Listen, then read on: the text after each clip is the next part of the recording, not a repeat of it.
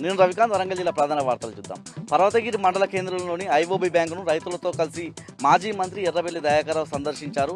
వరంగల్ జిల్లాలో 50% మంది రైతులకు ఇంకా రుణమాఫీ జరగలేదని, ఒక పర్వతగిరి ఐఓబి బ్యాంకులోనే 4 కోట్ల రూపాయల రుణాలు తీసుకుంటే ₹1 కోటి మాత్రమే రుణమాఫీ జరిగిందని చెప్పి ఆయన దయాకర్రావు చెప్పడం జరిగింది. ఎలాంటి షరతులు లేకుండా ఇప్పటికైనా ప్రభుత్వం మేల్కొని పూర్తిగా రుణమాఫీ చేయాలని ఆయన డిమాండ్ చేశారు. మరో వార్త చూసినట్టయితే వరంగల్ మున్సిపల్ కార్పొరేషన్ ముందు 40వ డివిజన్ కార్పొరేటర్ మరుపల్ల రవి ఆధ్వర్యంలో ప్రజలు ధర్నా నిర్వహించారు.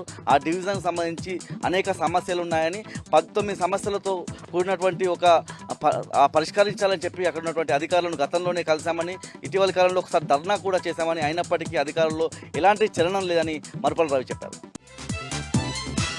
హన్మకొండ జిల్లా ప్రధాన వార్తలు చూద్దాం.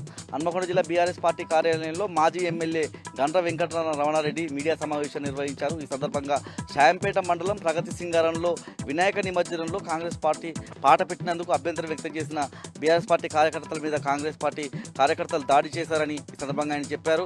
దాడికి పాల్పడ్డ వారి మీద కాకుండా దాడికి గురైన వాళ్ళ మీదనే అక్కడ ఉన్నటువంటి పోలీసులు కేసులు నమోదు చేశారని, ఇప్పటికైనా ఇలా ప్రవర్తించవద్దని ఆయన హితవు పలికారు.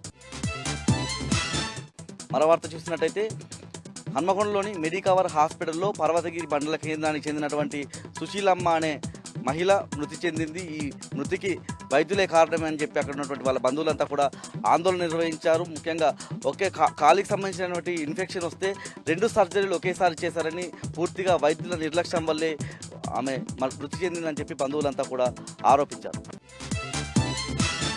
మహబూబాబాద్ జిల్లా ప్రధాన వార్తలను చూద్దాం. జిల్లా కలెక్టరేట్లో కలెక్టర్ అద్వైత్ కుమార్ సింగ్తో కలిసి రాష్ట్ర ఎన్నికల ప్రధాన అధికారి సుదర్శన్ రెడ్డి సమీక్షా సమావేశం నిర్వహించారు. ఈ సందర్భంగా ఇంటింటి తిరుగుతూ సర్వే నిర్వహించాలని, ఓటర్ జాబితాను రూపొందించాలని, దీనికి సంబంధించి మృతి చెందిన వాళ్ళు ఎవరైనా ఉంటే ఓటర్ జాబితా నుంచి తొలగించాలని ఆయన సూచించారు.